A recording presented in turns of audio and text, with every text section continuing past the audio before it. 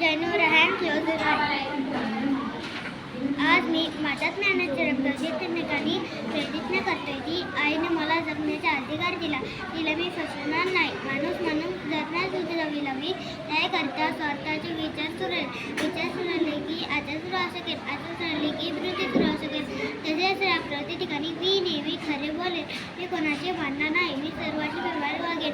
मी खूप अभ्यास करेन. देशाला शिकवणे. मला माझ्याला अमर ठेवेन.